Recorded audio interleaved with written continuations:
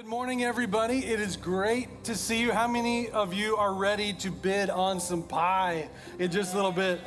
How many of you are ready to eat some pie in just a little bit? Yeah, there's a direct correlation between the two, so I just want to encourage you, and we are excited about that. But I'm also excited about today and sharing with you. We're going to be in Luke 15 today, kicking off a new series called Late to the Party. This is going to be our series all the way up to Easter. It's a celebration of grace. We're going to be looking at stories from the Bible where Jesus interacts with people who probably for some reason or another felt that they were disqualified from grace. Felt like it wasn't for them, maybe for everybody else, but not them. And so they came into the grace conversation a little bit late, or else at least maybe what they perceived to be a little bit late. And so, because sometimes people just need a wake-up call to be able to really see and understand God for who he is. And that's what this series is going to be about. That's what today is going to be about, because we're going to look at one of the great wake-up call stories in all the Bible. And it's in Luke 15. It's this short little story that Jesus told about two brothers.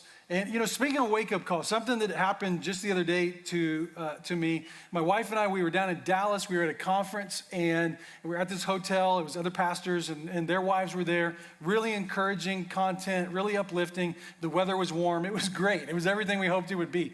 But one thing was kind of interesting. Our hotel room, and it was a nice hotel.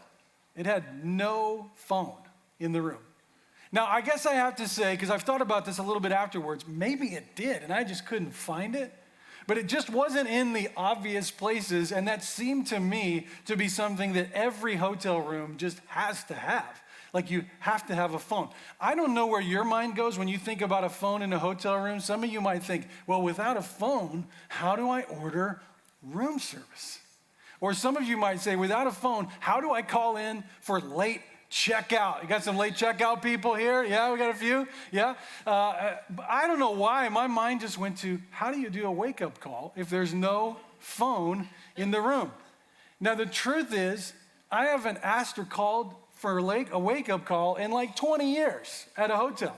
I never used one even when I'm there, but for some reason, there was like a part of me died in that moment because there was no phone in the room and you couldn't get a wake-up call. That just felt like part of the hotel experience, like a luxury and a culture that was unique to the hotel world. You're not traveling maybe with your spouse or a friend or a brother, somebody who could jostle you when you need to wake up. Sometimes you need a little extra when it comes to waking up, and the wake-up call was always there for you. It was good, right? They'd call you, this is your 7 a.m. wake-up call. And the truth is you may not choose to wake up or get up. I mean, it was at least offered to you as a warning, as a suggestion. Hey, you asked for this. You wanted to not sleep through this moment. This is your wake-up call. You could go do what you always do when the alarm goes off, which is hit snooze and roll back over, or you could go ahead and use that to get up. It didn't guarantee the wake-up call that you would get up, but it definitely guaranteed that you had been warned.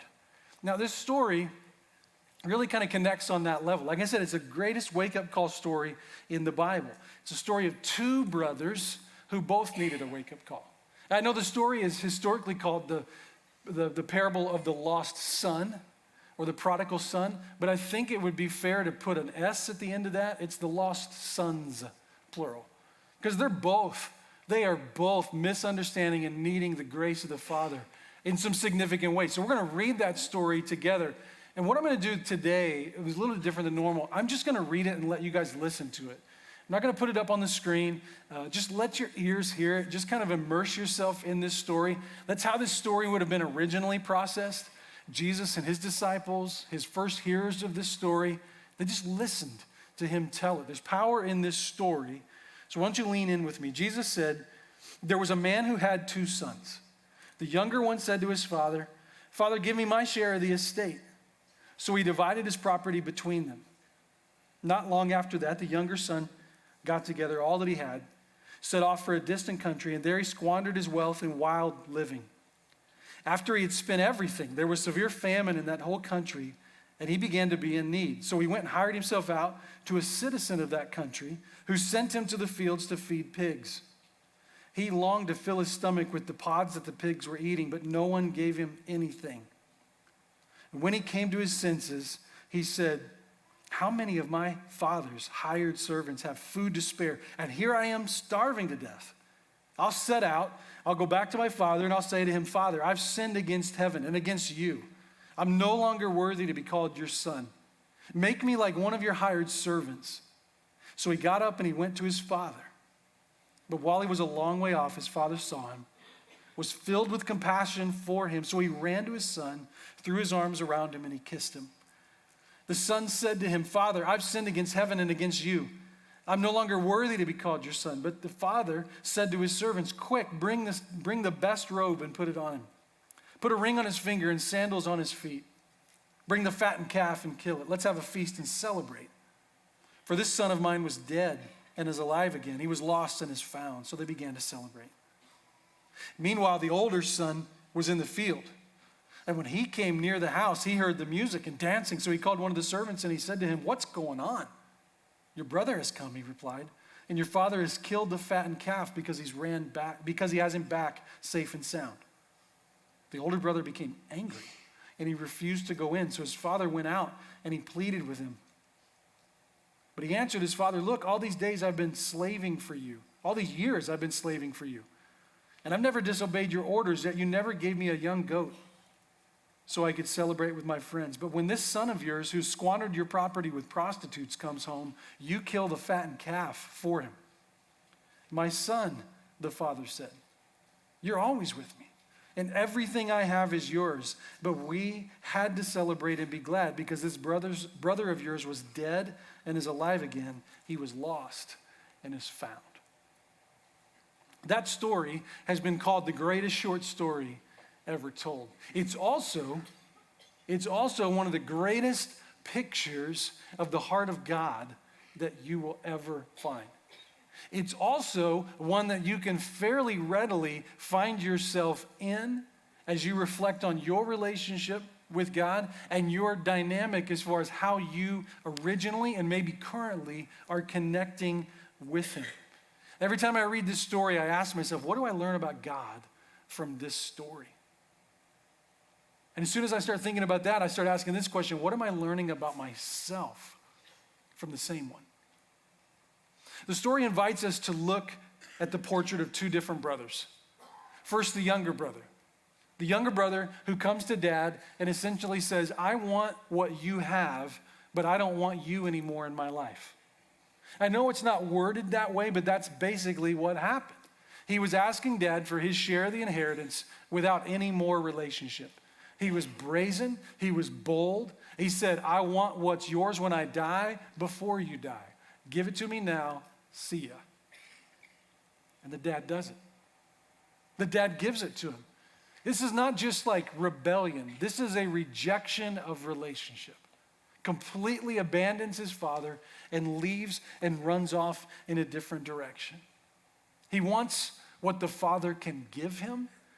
He wants the stuff, but he doesn't want relationship.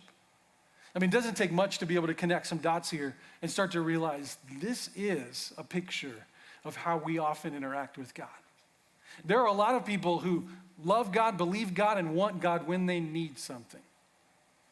And their interaction with God is solely connected to something that they get or need from him.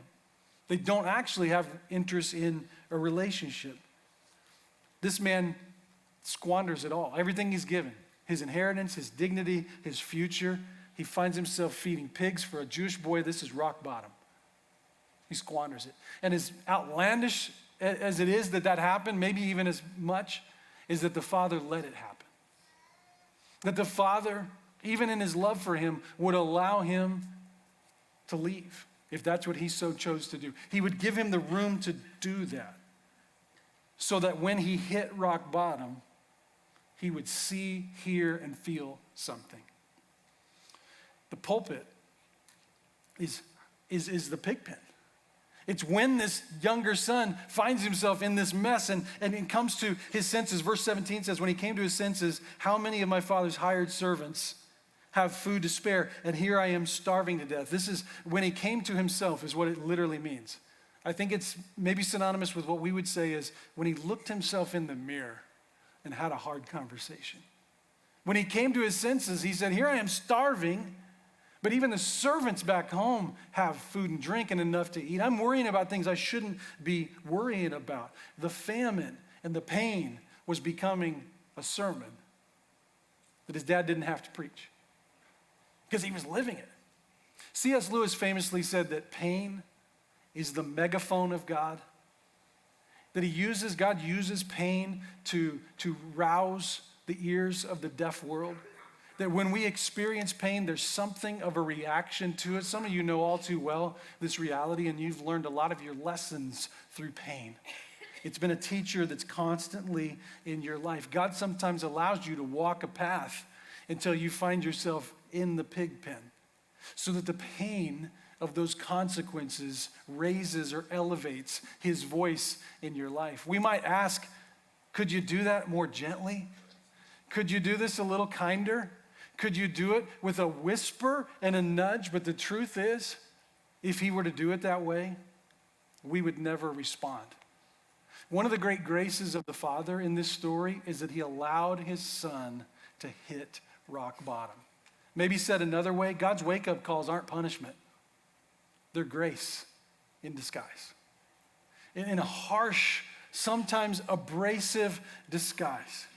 Some of you know this to be true because you could reflect on your life and you could say, there were some moments where my wake-up call was the best thing that ever happened to me, and it hurt like crazy. And I wouldn't wish it on somebody else, but it actually was the pain at which things changed.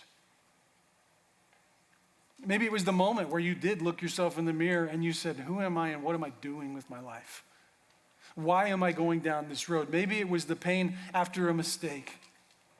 Maybe with sex, maybe with a DUI. And the next morning and you wake up and you're just like, what happened? How did I get there?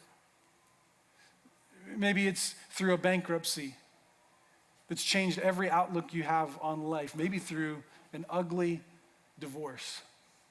None of these are necessarily good things, but they're things in which God can speak into in those moments. Things that can be like a wake-up call where you might actually look back and say, that was the best thing that ever happened to me. It hurt, but man, did I need it. The pig pen isn't God punishing his son. It's God finally getting through and prompting a correction in course. Maybe another way to think of it is it's like those rumble strips that the highway department puts on the sides of the road. You know, when you hit those, if you drift left or right, there is both an audible and a physical reaction. And those are there for a reason. When you hit the rumble strips, no one ever thinks, man, that's mean. That mean highway department, bunch of meanies putting these rumble strips on the sides. No, that is grace. That is a grace to you. Those rumble strips are a grace with texture to them. Like sometimes God has to apply his mercy with a little texture to our lives because we're not responding otherwise. We're not hearing otherwise. We're not feeling otherwise. And this young man in this story hit the rumble strips of life and said, whoa, if I don't course correct right now, like I'm in a ditch that I may never recover from. And so he decides to head home. That was the best thing that he did. He decides to head home. And he starts to, as he heads home, rehearse this speech that he's going to have with his dad. He starts walking towards the Father. But one of the great parts of the story is this picture of the Father, which is a picture of God, who's waiting and watching, just in anticipation of the moment when the Son might return. Verse 20 says that while the Son was still a long way off, his Father saw him, and filled with compassion for him, he ran out to him, threw his arms around him, and kissed him. I just have this picture in my mind of like a reunion that I've witnessed a couple times at an airport where I don't know the story, I have no idea the context, but clearly whatever this was not your average, hey, dad or mom or brother got back from a little trip. You know what I'm saying? Like the level of emotion, the level of decorum that's just lost in the moment. All the rules and the regulations and the TSA agents that are trying to corral the moment are just left helpless because love got in the way of all of it. And they just drop what they're doing and they run to be united. That's what's happening in this story. This younger brother comes with a speech ready to go saying, Dad, I don't deserve to be your son. Can I please be a slave in your household? And the dad will have none of it. He runs out, he meets him where he is, he shuts his mouth and he says, let's get the ring, let's get the best robe, let's kill the fatted calf. We're having a party. We're having a party. It's one of my favorite pictures of God because it pictures grace in such a manner that just feels so not right and so at the same time amazing. Amen. That God's grace doesn't require groveling. It doesn't require this rehearsed speech. It doesn't require this, I have to get it right. In fact, it doesn't even picture God as a God who will tolerate a returning sinner. It's a God who throws a party for the return. A God who throws a party and asks everyone, the rebels and the rule followers alike, to join in the party, to come inside and to celebrate him. But here's the thing, and this is what this story illustrates. Not everybody is a fan of God's grace. Not everybody is a fan of grace. And we've come to learn that there is a son who left and went far away, and that there was also a son who stayed, but was similarly far away from the heart of the Father. The older son has been out in the field working because he's the older son. That's what we do. When everything else and everyone else is not doing the rules and following and providing, that's what we do. How many firstborns in here? Yeah, my people. Hey, just pay attention though, because this part doesn't paint us very favorably. He asks, what's going on? He talks to another servant, what's going on up at the house? And he finds out, your brother is back, and your dad just killed a fatted calf, and we're throwing a party. The father's inside, your brother's inside, and rather than make him happy, it makes him angry. Makes him angry. And so rather than run into the party and throw his arms around his brother like his dad did, he stays outside pouting. And now dad, who's inside throwing the party, has to leave the house again to go get another boy. He left once to chase one down the road when he saw him come. Now he's back outside again instead of celebrating. And he says, hey, your brother's home. And this is what the older brother says in return. He says, all these years, I've been slaving for you. I've never disobeyed your orders. And yet you never even gave me a young goat. But when this son of yours comes home, you killed the fattened calf. There's three things that are just eye-opening in what he says. One of them, he says, I have been slaving for you. He still doesn't understand his status as a son. He doesn't have to act like a slave. He's his child. He's his son.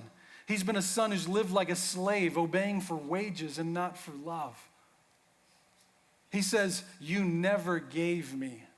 You never gave me. The truth is, as the older son, he was to inherit 2/3 of the estate, whereas younger brother was only going to inherit 1/3. By the time dad had already liquidated 1/3 and given it to the son, he meant when he said to the older son, everything I have is yours. What do you mean I've never given you anything? Every single thing I have is going to be yours. The third thing he says, that son of yours, did you catch it? That's like something parents do when one of the kids misbehaves and we go, did you hear what your son did today? And the characterization is like that my DNA would have never produced a child who would have done that. But your daughter, did you hear what she said today? Right? That's kind of what's going on. Like he's disowning. He's disowning his own brother verbally here. He's saying, that's not my brother. My brother was dead to me when he left the house. When he left and ran off, he was no longer a part of the family. This older brother stuff, it's a real thing in human relationships and in dynamics. Like some of you work with older brother types. Like in your place of work, there's this employee who's had perfect attendance for 20 years, who follows every rule, who always does everything right, and yet somehow they're the most miserable person in the whole entire place. Somebody new comes in and does something good, and rather than celebrate them, they get irritated at it. They have no tolerance and no place for the newcomer or for somebody else's success if theirs isn't recognized. Instead of being like happy for somebody else, they are hollowed out inside. They've done everything that's asked for them for all the wrong reasons. And it's left them joyless and bitter and upset. That's the older brother type. And then families, this has a dynamic as well. Some of you might not actually be the older brother, but you can resonate or know who the older brother in the family is. The one that stayed home. You did everything right. Maybe you took care of mom and dad when the other kids were nowhere around to help. Maybe you were the one that walked the straight and narrow when the others were throwing off restraint and living the wild life. And now they've all of a sudden decided they want to get their act together. And you're simultaneously slightly happy for them and a little bit annoyed that they're getting attention right now. Because there's no way that we should be celebrating 10 years, 20 years, 30 years of just stupidity now that they finally figured out what I figured out at 20. And you find yourself in the same place as this older brother in the story. You got to remember why was this story even told? The story is told because some religious leaders were upset that Jesus was hanging out with sinners. And the prevailing thought of the day is you don't do that as a rabbi.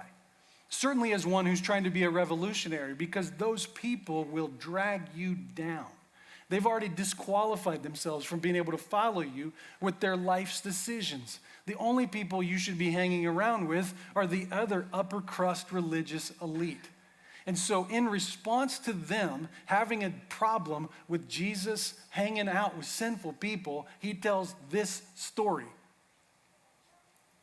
And the heart of it can't be missed. This is him telling them, guys, the kingdom of God is a party. I don't know what you think it is. You've turned it into a morgue, but the kingdom of God is a party. And that's where I am.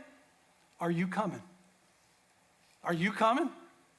Because you need the grace too. See, the only way in, the only way you get in is by grace. He isn't just telling the story about two brothers. He's asking the most religious people in the room, are you going to come in to the party? Maybe said another way, it highlights this, that it's possible to be near God's things, but far from God's heart. You can be near the church, you can be near the things of God, the people of God, the activities of God, but you can actually also simultaneously be a long way from his heart. Proximity and intimacy are two very different things. The older brother does not have relationship with his dad that's appropriate. He's physically in the house, but spiritually he's a long way away. He's followed all the rules for all the wrong reasons and completely missed the point. That's what I love about this story. It's for the younger brother and the older brother. Grace is for everybody, but especially God invites the rule keepers, the do-gooders, the church veterans, the longtime Christians to rediscover grace too, because they need it as much as anybody. That's why core value number one at Northview Christian Church will always be messy grace. And sometimes when we say messy grace, people hear, yep, younger brother kind of grace. I'm saying, yep, younger brother type of grace, but also older brother type of grace. The ugliest churches are the ones where people don't get grace. The ugliest Christians are the Christians who don't get grace. Hebrews says, don't miss the grace of God and let a bitter root defile you. Don't miss it. Don't miss it. Older brother had missed it. The father comes out to talk to the son.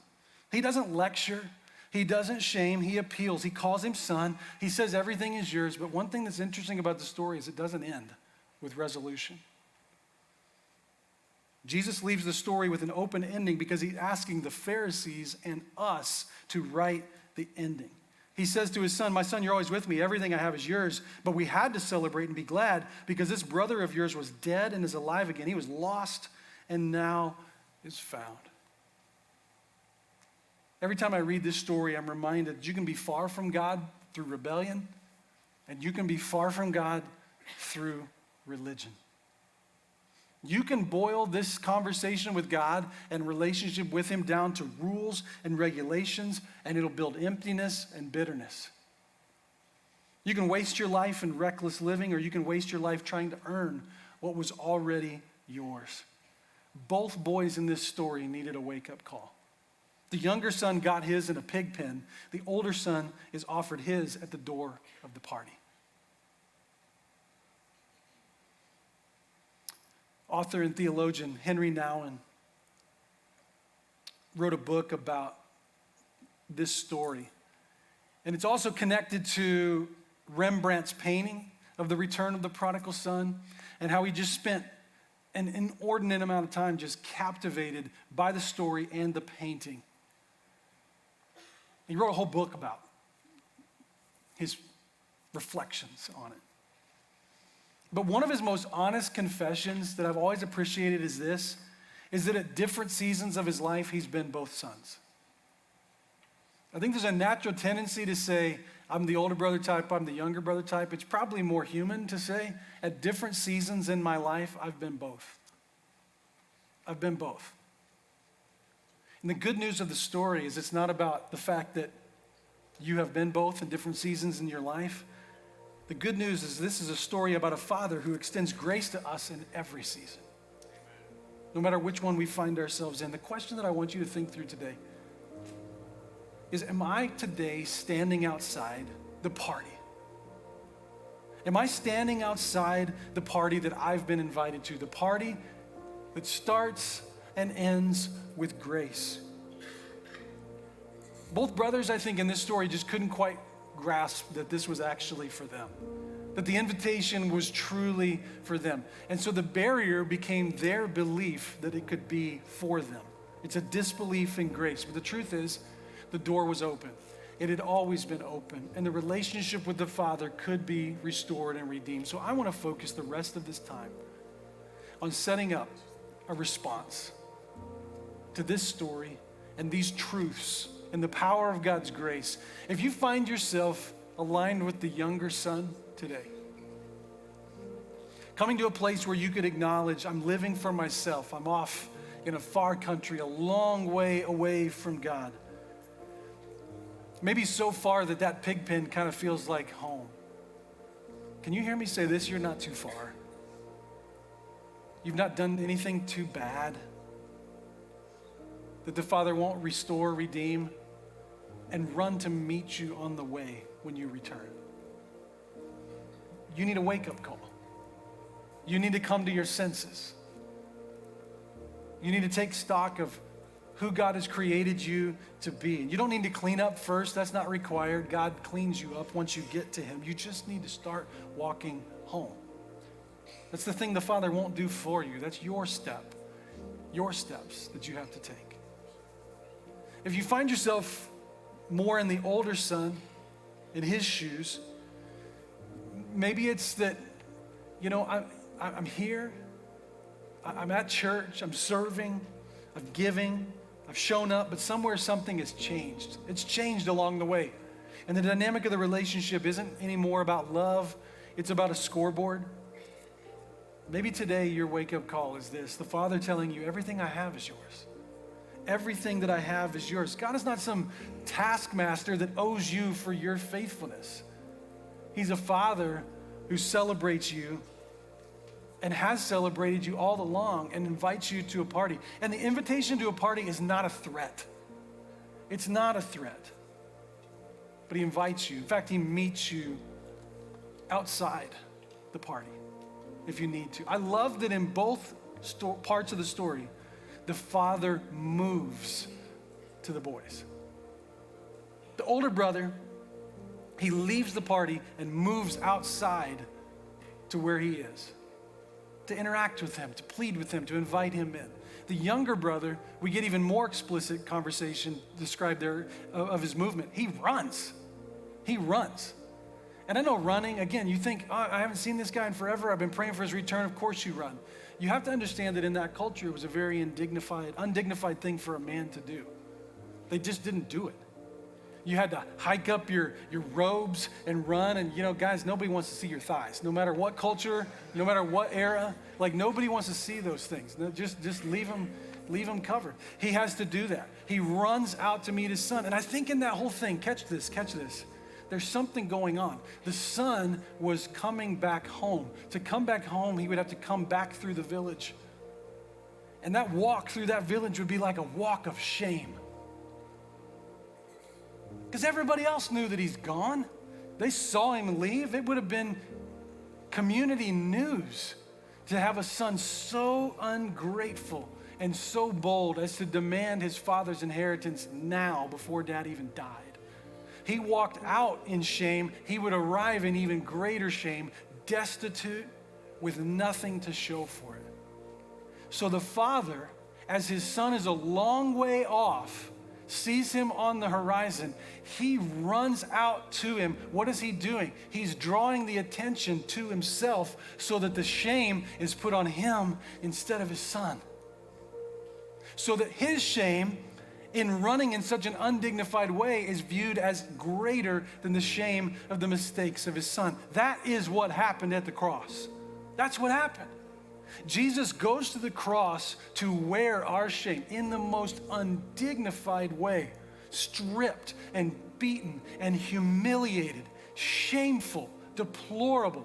Everybody who hung on a tree, Scripture says, is cursed. If you saw someone on a tree, you would say, that is the most shameful thing that could possibly happen. Why did he do that? So that the focus could be on him, so that his shame would be greater than your shame, and he could cover it with his grace. Because he's a father with the love that you have yet to be able to comprehend. He will love you when you're far away. He will run to you on the way when you come home. He will even love you when you forget that grace is the only reason you even have a relationship. And he'll invite you back into the party and celebrate you just like he has for all of eternity. So I want to invite you today to step into the party, whether it's late or whether it's just in time, to step into the party of grace today that God offers to you through his son, Jesus. In fact, I'm going to ask you to stand if you would. We're going to get back into some worship. And as we sing, if there's a decision on your heart, something you're ready to do, a step you're ready to take, just know that even before service is over, as we sing, I'll be standing over to the exit on your left. Chris will be over on the opposite side near the baptistry. If you'd like to pray or talk to somebody, we're here for you right now so that you can take that step. Let's pray. Heavenly Father,